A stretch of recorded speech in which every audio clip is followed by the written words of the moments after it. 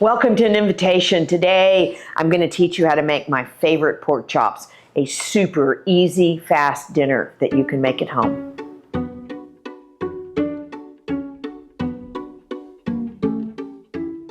Look at these beautiful pork chops that I got. These are about an 8-ounce pork chop. It's got a bone in it, so they're very beautiful. You don't have to get bone-in pork chops. I just like bone-in pork chops because I love that meat that's right along the bone. It's so tender and tasty.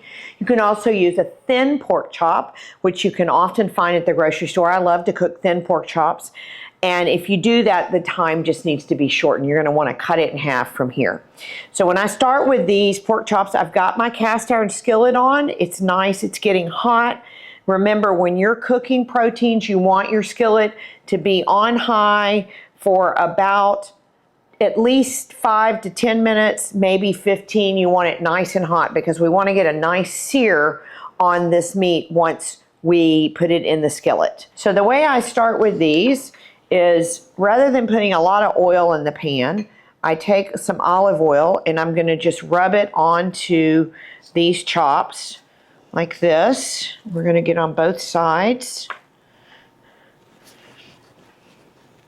And this will help you get a nice sear, but keep the chops from sticking to the pan. So we've got that, and then I'm going to come back with some seasoning. Remember, meat needs quite a bit of seasoning, so we're going to come with salt, and I don't usually measure. I just eyeball it and put some salt on both sides. And then we're going to come with a little bit of black pepper. This is a real thin, fine grind black pepper, so it gives it a nice flavor. And then, as always, I finish it with my crazy salt.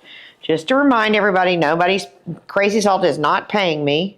They could pay me, that'd be nice, but they don't. It just happens to be my most favorite seasoning. So you can see it's Jane's mixed up crazy salt. Buy it at most grocery stores. All right, I'm going to check my pan. It's almost ready, and we will put these puppies in. So we're going to go right down. Look at that. And we're going to let these cook about 2.5 minutes, maybe 3, on each side. And the most important thing you want to do when you're cooking meat like this, to get that nice sear, you don't want to move them. So I'm putting them in. I've got my timer set. I'm going to check them at 2 minutes, and then we're going to come back and we'll flip them over. So it's been 3 minutes, and I'm going to flip these over. And let's see how they look. Oh, wow. Look at that. Beautiful. Nice and caramelized. And then we're going to flip them over and do about 3 minutes on the other side. So sometimes the fat cooks a little faster than the meat, and it starts to pull up like that. You see how it's starting to curl up? So I just use a spoon to press it down. If you have a meat press at your house, you probably don't. I don't even have one. You could put that one on top of there.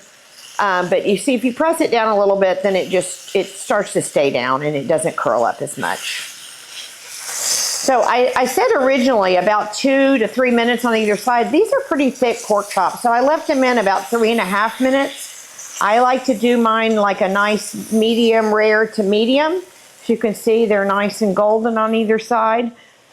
If you like it a little more done, that is just fine. Some people like pork cooked a little bit longer, and if that's what you like, that's fine. You can leave them in a little bit longer.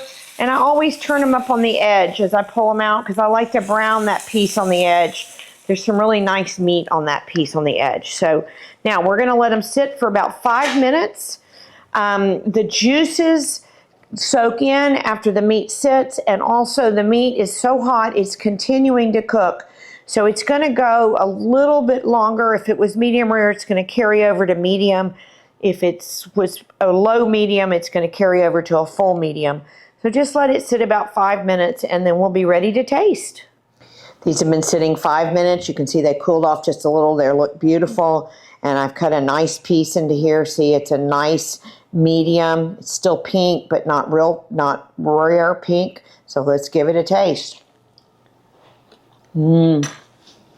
Beautiful flavors. You're going to love this. It's really easy, So simple. Do this at home. Remember, enjoy cooking, enjoy entertaining, but most importantly, whatever you do, enjoy the experience. Cheers.